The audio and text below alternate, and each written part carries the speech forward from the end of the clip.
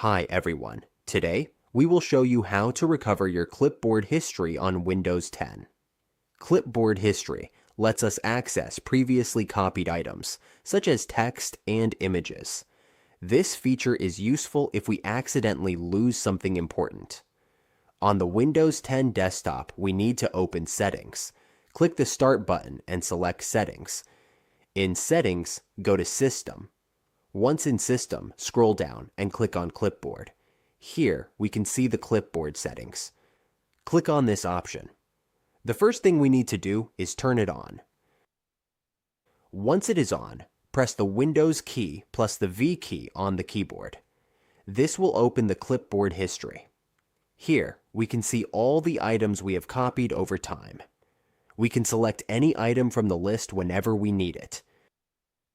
We have successfully recovered the clipboard history in Windows 10. Now, we can access previously copied items anytime we need them.